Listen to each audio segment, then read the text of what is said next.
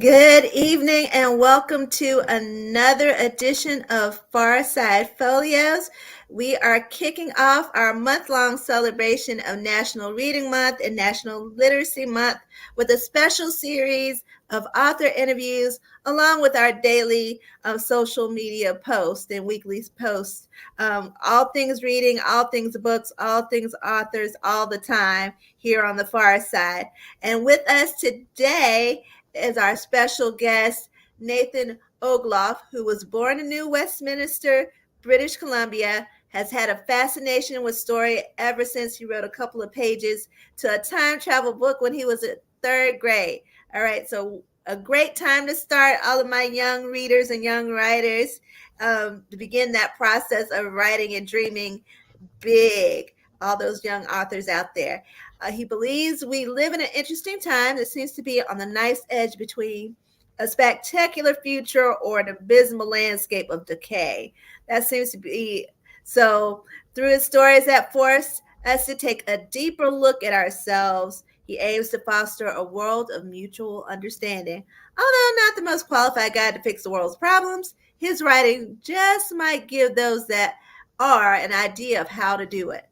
When he's not writing, Nathan spends his time adding to his ever increasing heavy metal Spotify playlist and creating spaceships in Lego Studio. Welcome to the Fireside, Nathan Ogloff.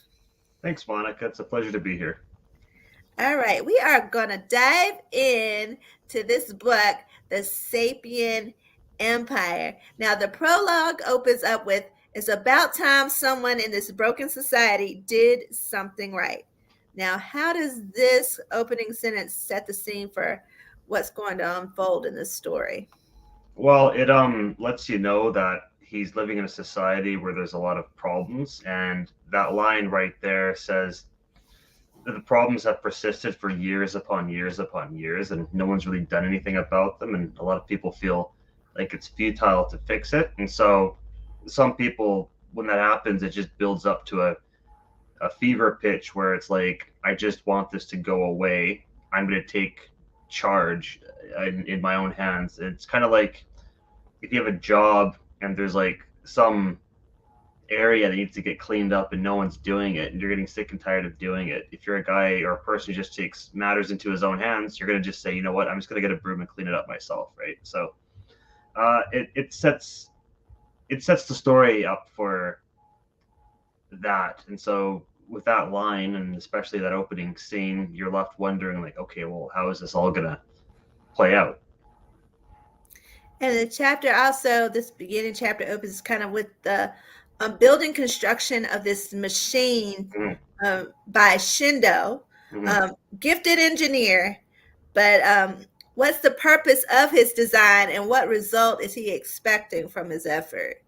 So I start in media res, so I'm starting with the Okay. scene that happens a little later in the book, and then I cut Mhm. back to like here's all the events that lead up towards it. So he's building this mech, this machine, which it looks like if you think of like a mech from any science fiction, that's what the upper part looks like. But instead of being attached to legs, it's just attached to two treads that move around. And so you see him building that, and he's going to go on this path of revenge and getting back at people that have wronged him. And then it cuts to 9 months earlier. Automatically, you're like, "Ooh, what happened? What made this guy so angry to want to do this?" And so now you're starting to read it, and you're saying, "Okay, well, let's see what happens." And so that is the purpose of the opening scene, to just draw you in right away. And plus, in my head, I imagined this like montage of it starts out with him welding something and then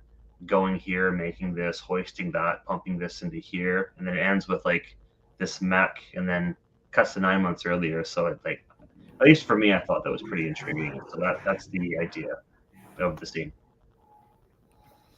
So here we are, we've got something building going on, and then we are introduced to Arch Lord Chief Vibram McGrate. Um, becomes How does he become more villain than leader in the story? We see him kind of um, as more kind of, it appears to be really self-centered.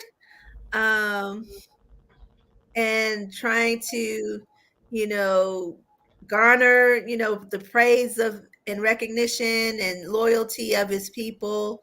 That that's kind of what I what I kind of looked when I first started reading, and I'm sure there's something deeper to his character that will unfold in the later chapters.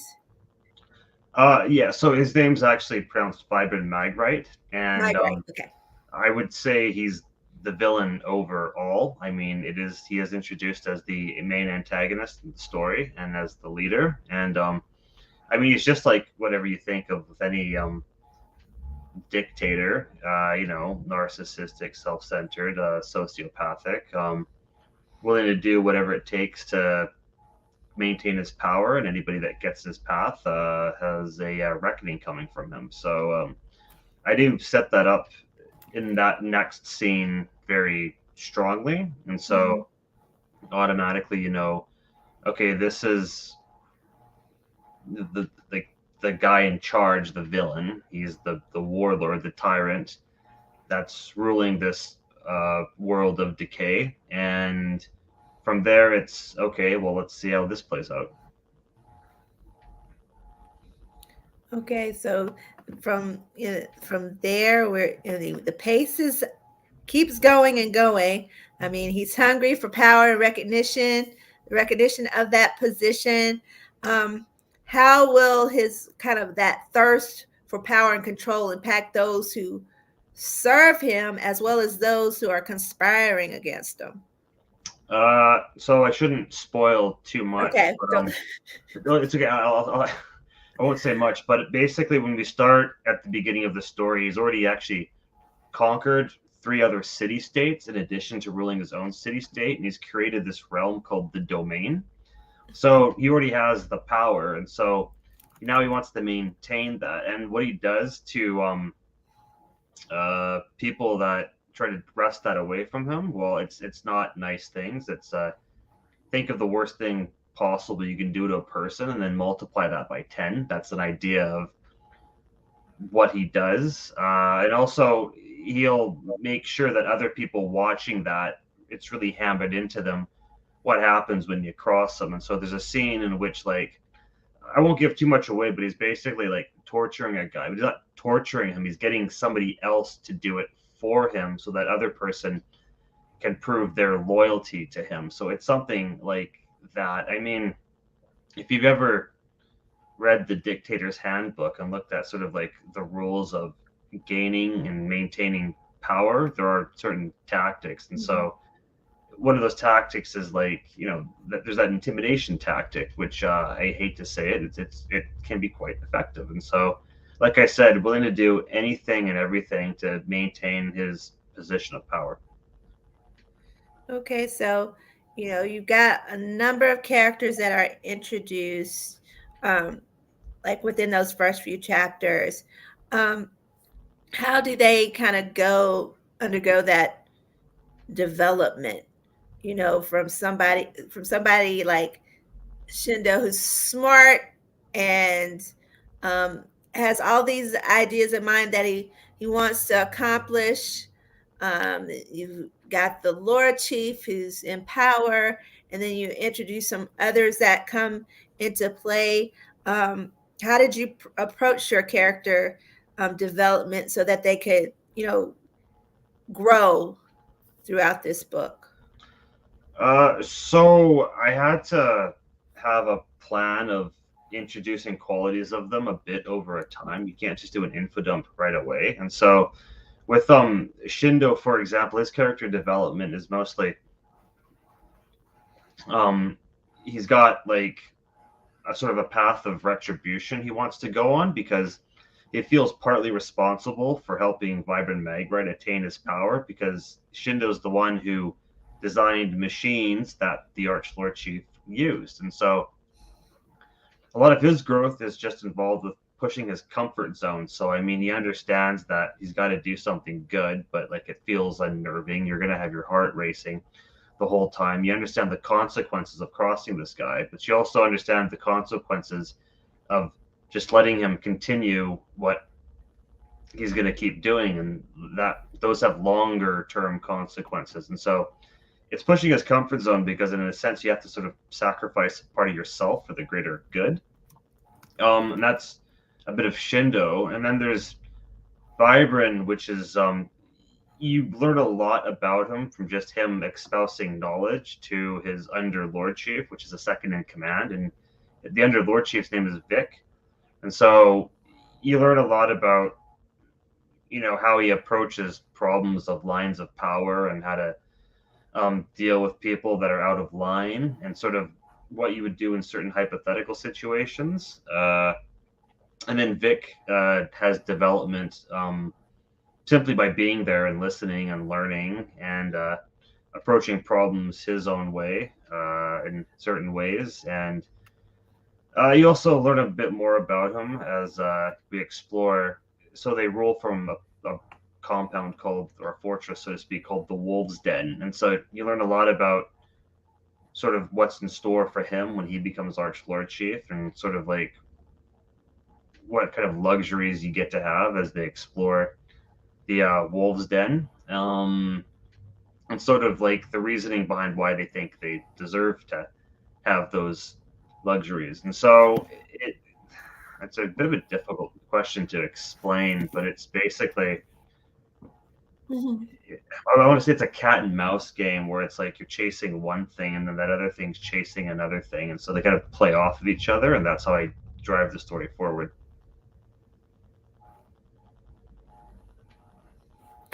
So, without giving the story away, Hmm. what's the premise behind the Sapien Empire? So the whole premise can be summed up in one line: it's a post-apocalyptic epic where civilization is coming back, and it's also a bit of a morality play because they don't want to So, repeat the same. Sorry, you mhm. gonna say something? Or can I? Do you want me to finish? You're good. Go, keep going. Okay.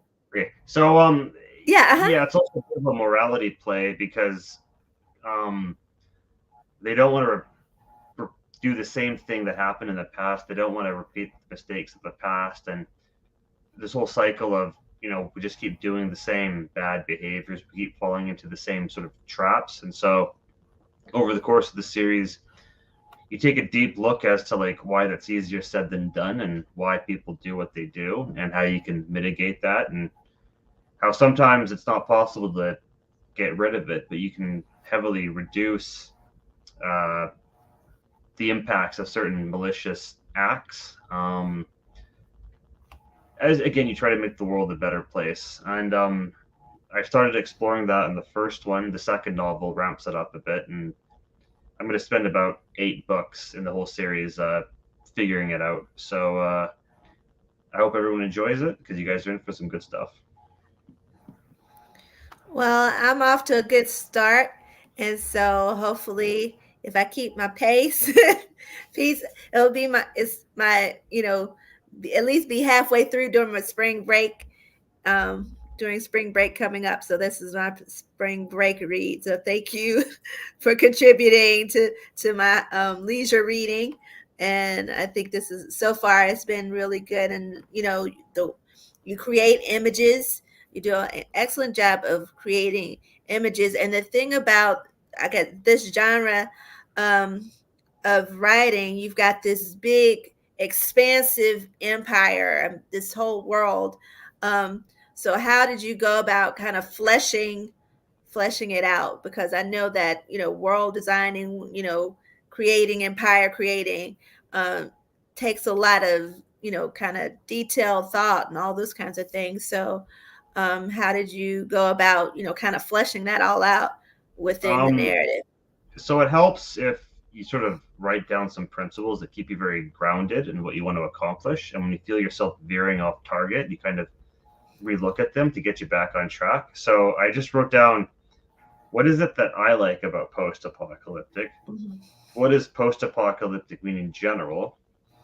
What do I want? Where do I want to go with this story? And how do I incorporate all that? And so whenever I'm building something, I have to think of all that in my head. And so a lot of the factions and the like people that come into play as the series progresses is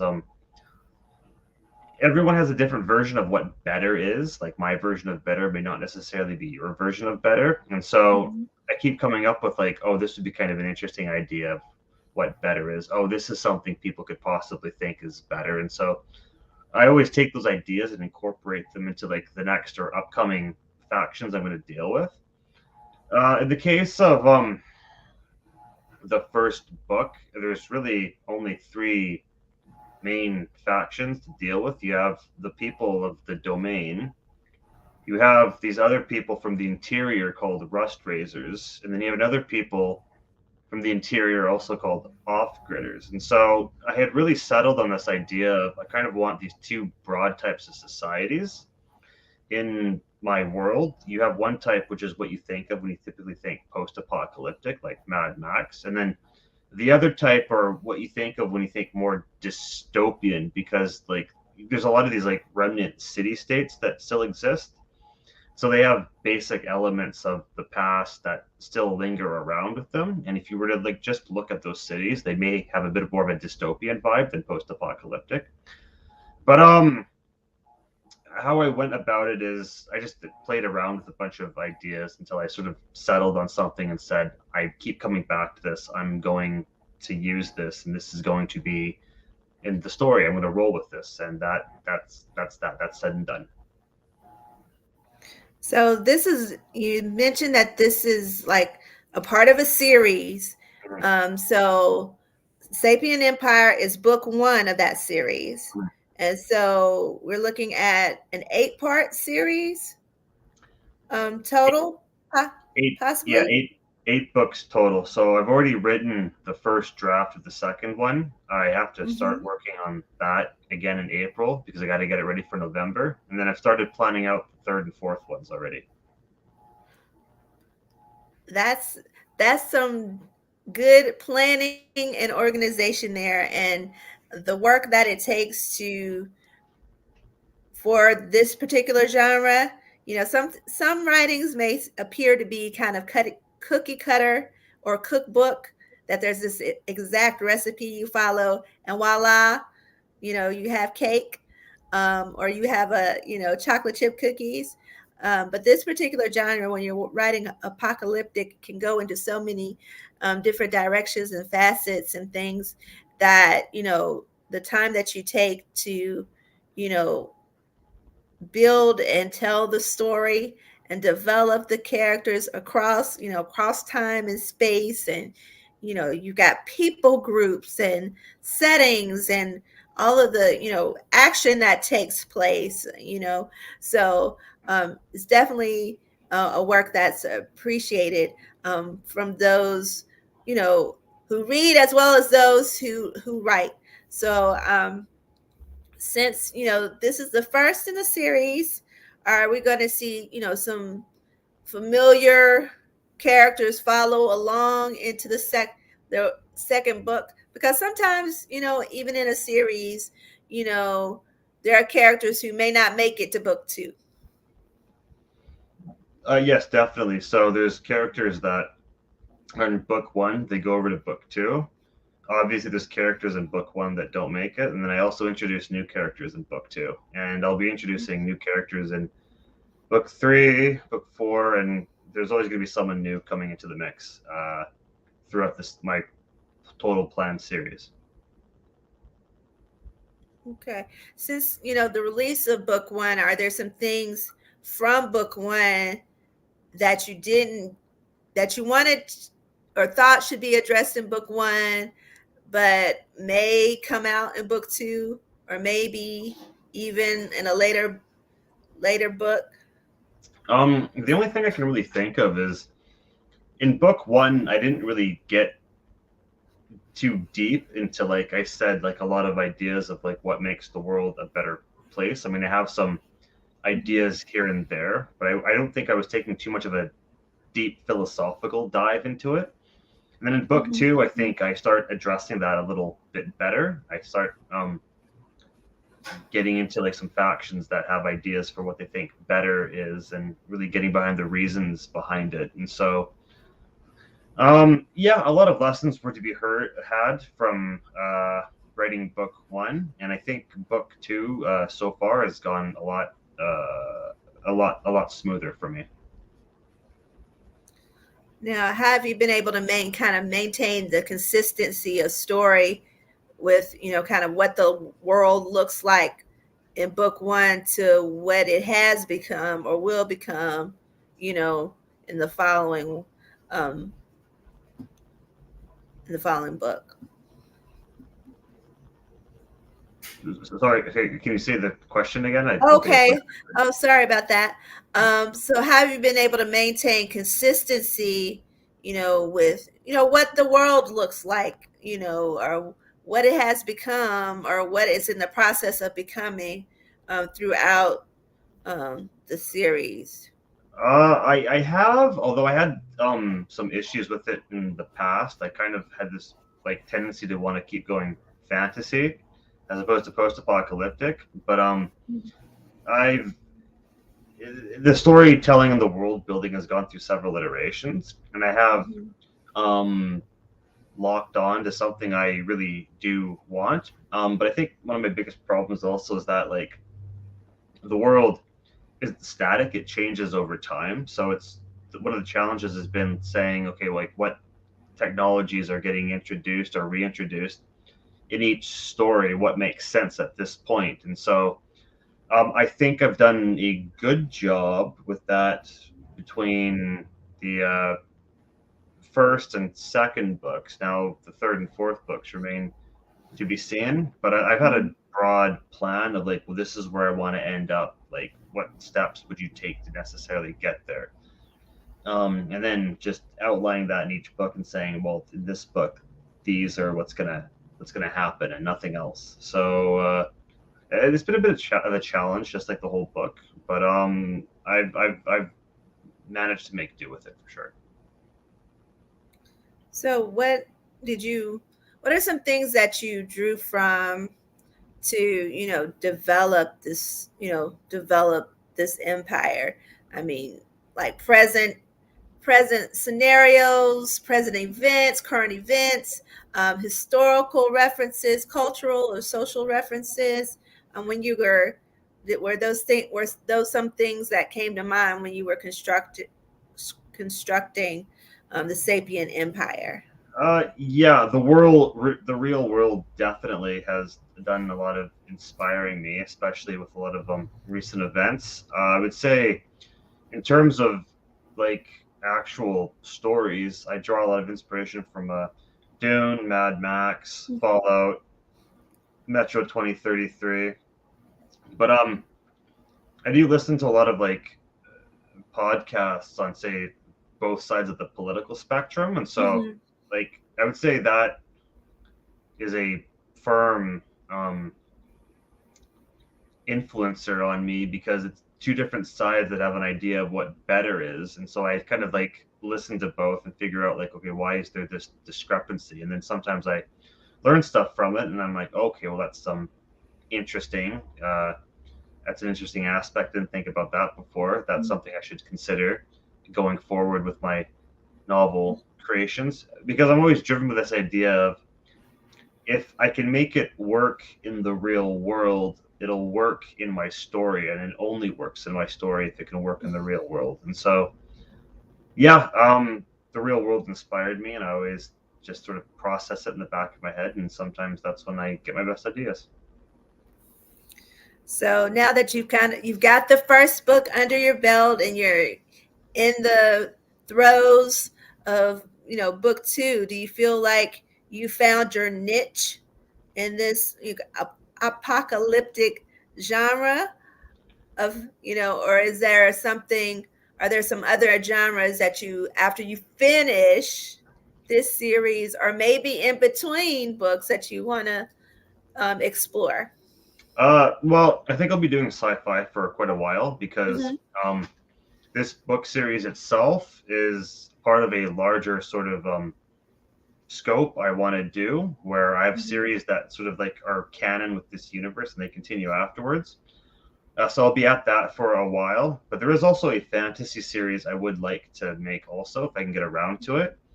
And in between these books, I've had this idea of doing a fan fiction with the two blue wizards from Lord of the Rings, but I Mhm. don't know if I'll get around to that. So, but yeah, post-apocalyptic and science fiction at large, I will definitely be working on those for a while. Because I can't do romance and I can't really do thrillers.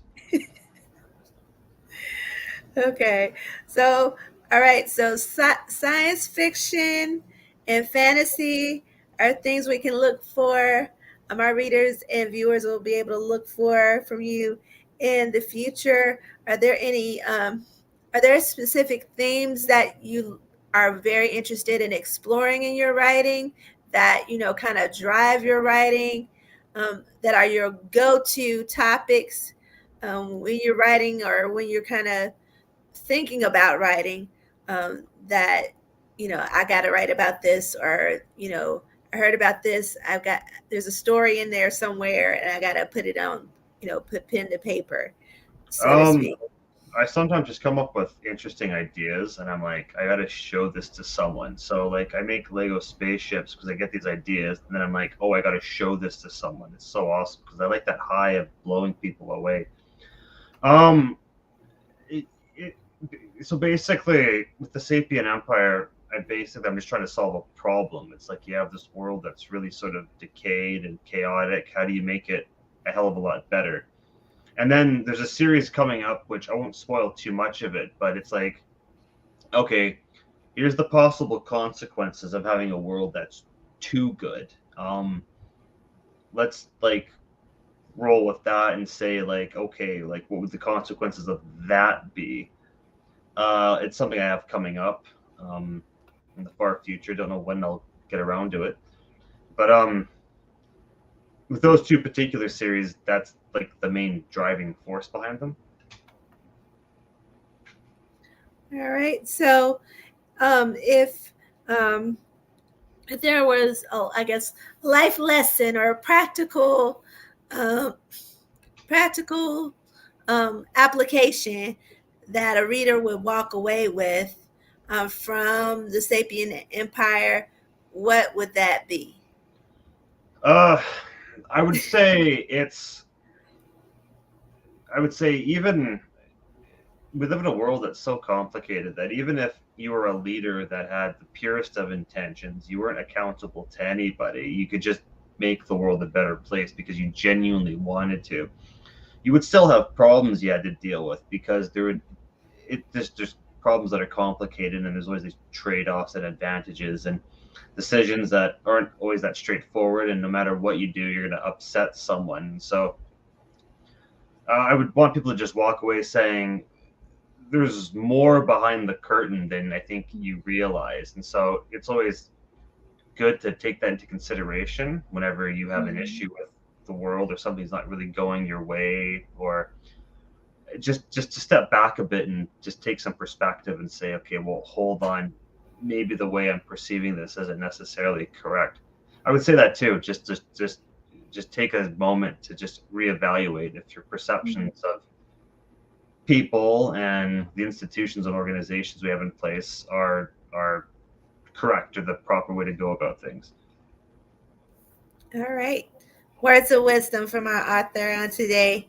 Let's get some perspective on some things. So, are there, any particular authors that, you've been reading or have read that, kind of um, helped you, or, in your thoughts of, structuring or modeling or language setting, plot, that kind of thing that you looked at, um, or looked to? I would say Tolkien for sure, just because I play a lot of Lord of the Rings online, and whenever I do the quests, I always read the quests, and so I just read so much of that language, like part of it got absorbed into me. In Mhm. terms of actual content, I think more recently, Ursula K. Le Guin's The Left Hand of Darkness really just threw something at me because I think about these problems and it's always, I think I got it, and then something gets thrown at me and it's like, oh no, this goes way much deeper than you thought. And so The Left Hand of Darkness really made me go, Oh, there's a hell of a lot more to this than I initially thought. I'm gonna have to take a step back and just reevaluate this for sure. Um, in terms of just authors I like, I've been reading the Hyperion series by Dan Simmons, and I want it. If I'm going to read just all the books in one series, I want it to be that one. And so I got halfway through it, and it's pretty entertaining. But I wouldn't necessarily say that's a huge influence on my writing right now. Mhm. But it would be the other examples I stated that have had a significant impact on me. Okay. So, of what you're reading now or what you have read, what's been your overall favorite from your genre? Mm. Favorite read? Um, if I were to have a favorite post-apocalyptic read, I would say it's Swan Song by Robert R. McCammon. I just liked how he incorporated a lot of supernatural elements into it, but it's not too on the nose. It's very sort of like subtle, I find. Hmm. And in terms of favorite science fiction stories, I would say I'm very fond of Foundation and Empire by Isaac Asimov, just because it influenced all space opera that we have today.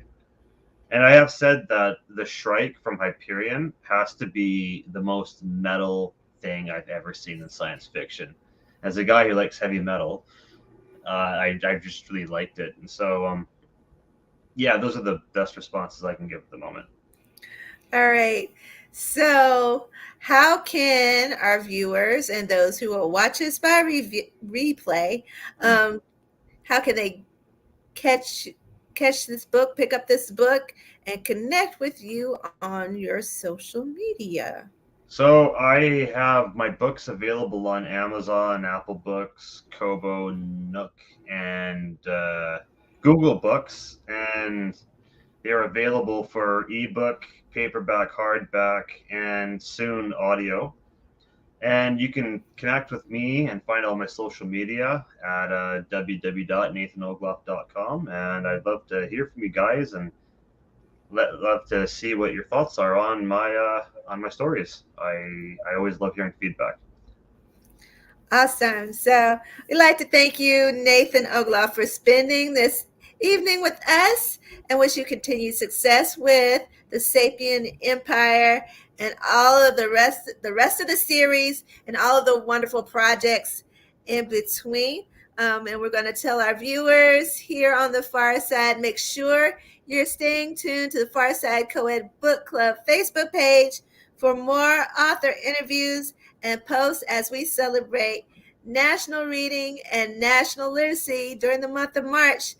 Nothing better than to pick up a great new book from from your online retailers, your local bookstores, your independent booksellers, as well as your libraries.